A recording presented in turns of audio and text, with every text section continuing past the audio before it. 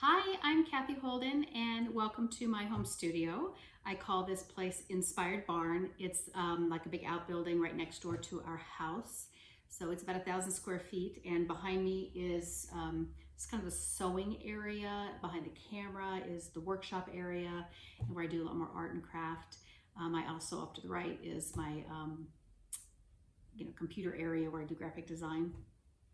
So I'm a new designer with Moda Fabrics, and I'm so excited to have my very first collection with them. It's called Flea Market Mix, and just thank you so much to all the stores who are carrying it.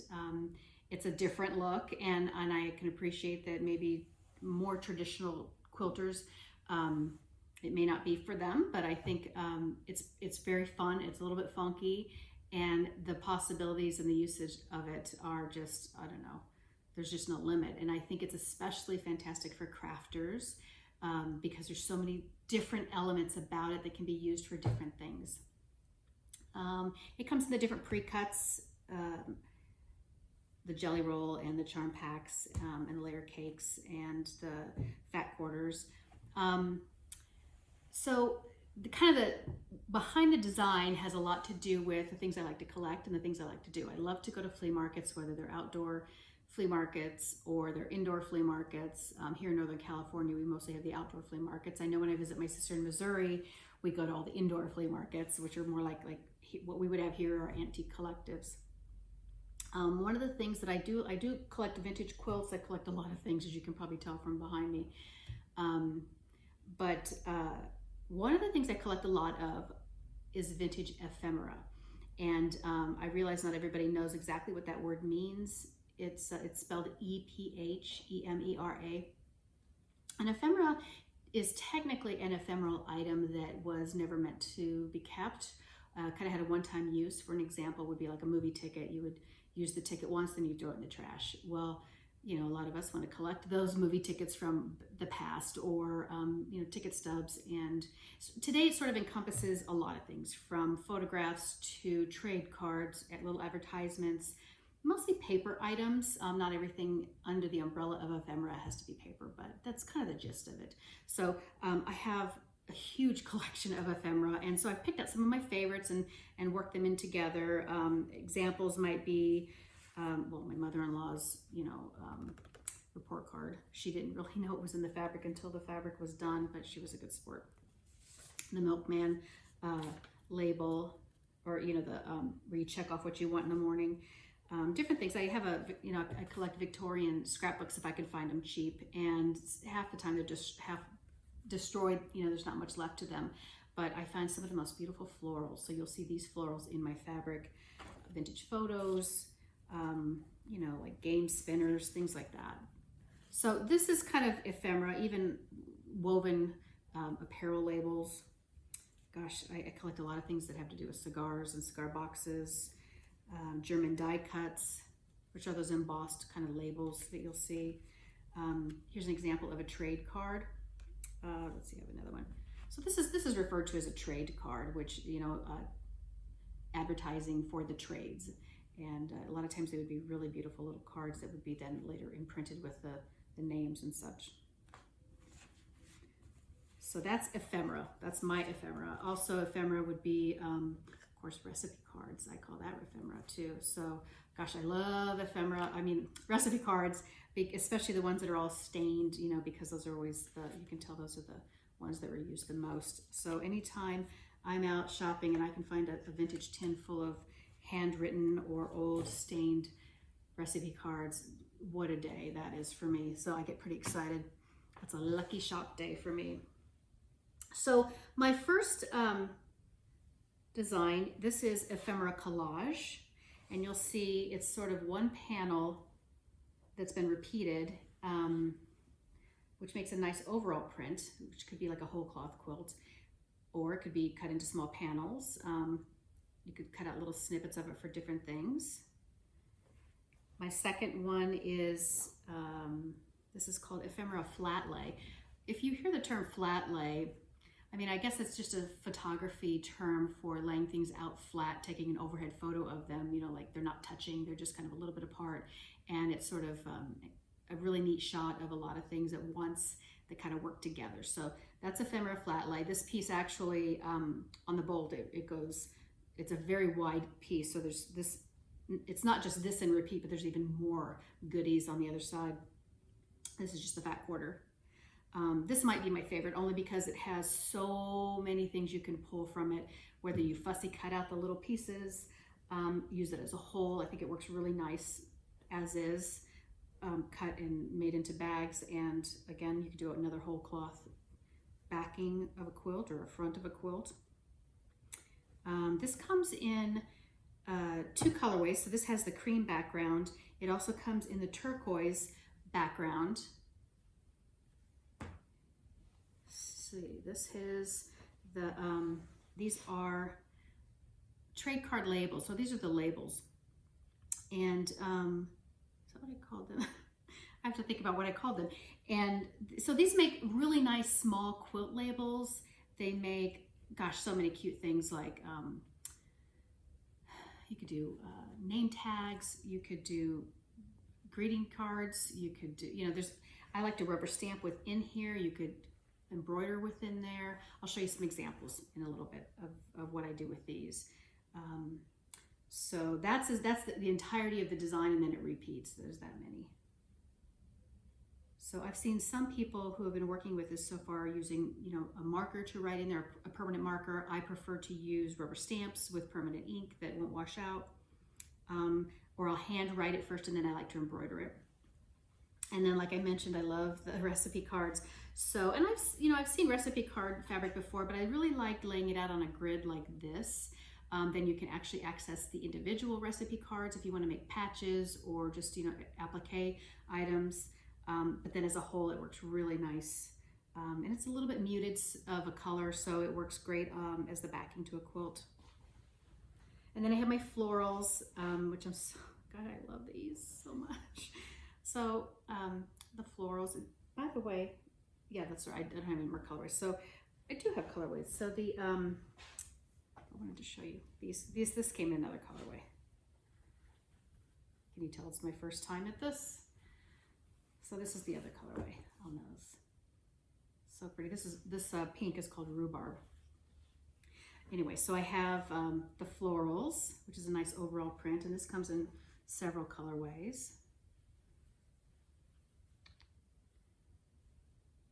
Love that. This other floral, sort of a floral, it's called nesting. So it's, if you look really close, it's little birds, 2 little birds on a blossom branch with eggs in a nest. I think it's just super cute. And that's the logo for this particular flea market mix. That's the little logo you'll see in the wording. And this comes in different, so these 3 colorways. I also should mention to you that my flat lay, I don't know if I just showed this or not. The flat lay comes also with a turquoise background. So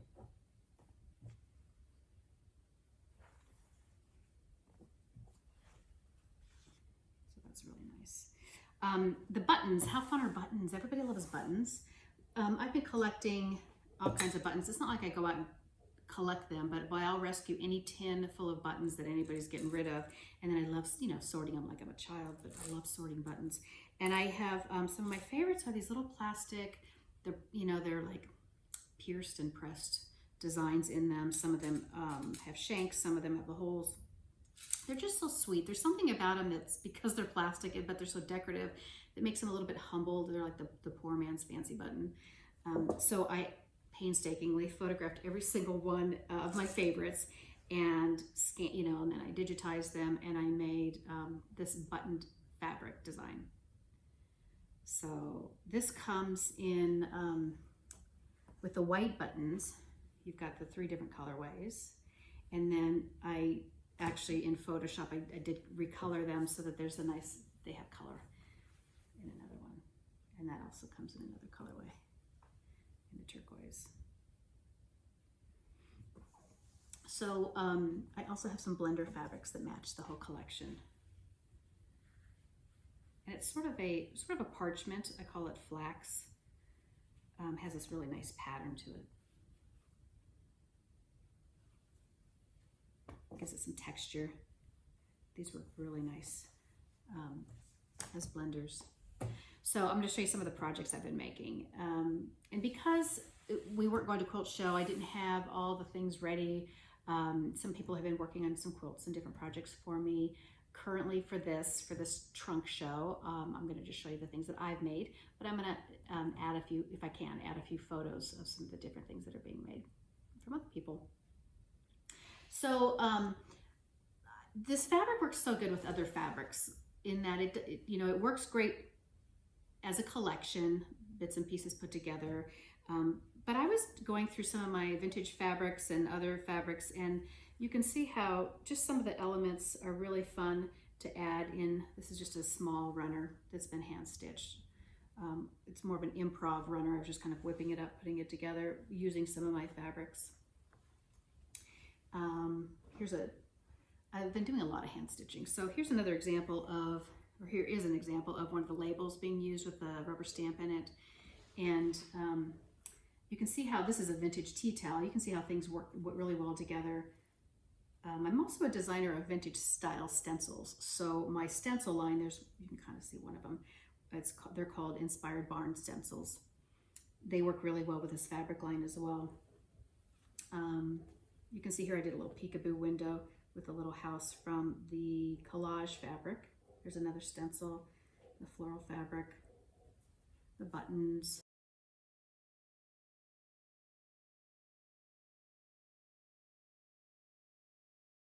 You can also use some of the ephemera as labels inside your projects or outside your projects. But I think this fabric just works really nice in so many ways, especially those little bits and pieces that you can fussy cut. The labels that I was showing you earlier, they work really fun as little pin cushions. I mean, how many, I don't know if you saw these, you probably did see these sitting out front, but I've been showing them on Instagram. I love little vintage trucks. I love collecting vintage trucks. Then I always have to put something in the truck, in the bed if I can. So this is sort of my collection of fabric in a convoy, which is fun. I mean, you just can't have too many pin cushions if you ask me. And here's a little needle book, again, using that Moda, that wool from the wool scrap bags. And again, just rubber stamping. I like having my needles separated by the style of needle instead of all my needles together. And again, another pin cushion, but this is using the recipe cards.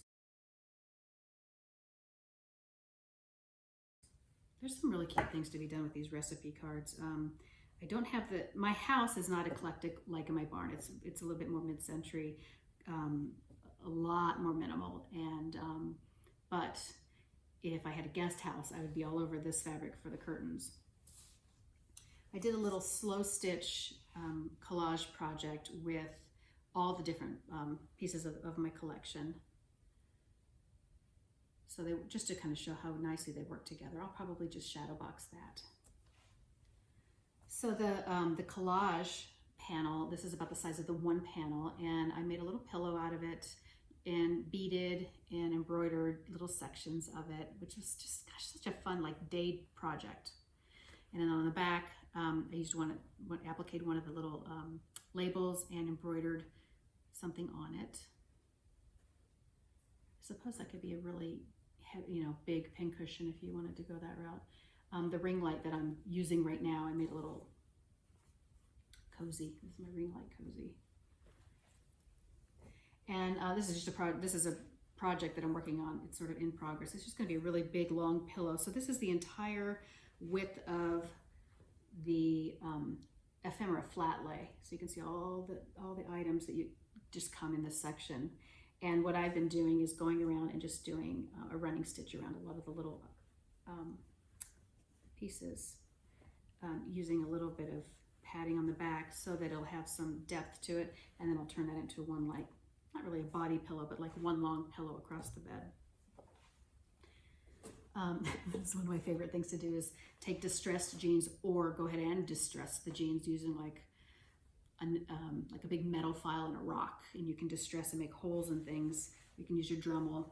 But I like to patch the jeans add these little create these little windows, or if they already have a hole in them, you can sort of underpatch them, embroider, cuff, stencil.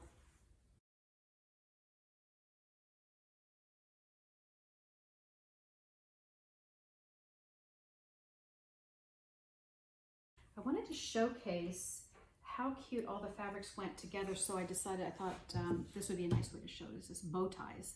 So you can see individually they kind of stand on their own, but then together they really work fun together. I mean, if you were having a vintage style wedding, how cute would the bow ties be like that? Also with that flat lay, back to kind of the jeans and maybe a jean jacket, you can make little patches, again, using that wool, or not the wool, but I like to bond it to the wool and then do a little bit of embroidery around the edges and make really fun little patches to put on things. If you take the flat lay or any of the fabric, I suppose, and you can make the fabric buttons out of them, kind of just snap together.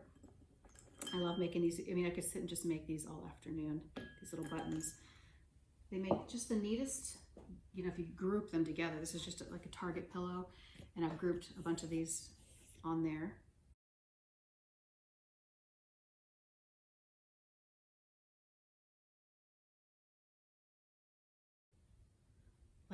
And under a yard, you've got all this fun little stuff on the flat lay. Here's another thing I did is I sandwiched some wire between leaf shape, and then I went around the edges with ball chain to make little leaves on wire, and then using floral tape, put them all together and just kind of made this ephemera wreath concept. So I like that for shadow boxing.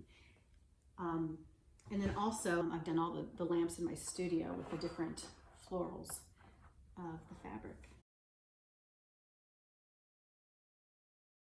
I cannot wait to see what other people are going to do with this. If you do share it on Instagram, please use the hashtag Flea Market Mix so I can be sure and see it, because I'll be looking out for it as soon as this actually comes out of the stores and when people are actually able to get their hands on it. I'm very excited to see all the different ideas everyone comes up with. So that's it, and thank you for your time, and I'll see you on Instagram. Okay, bye.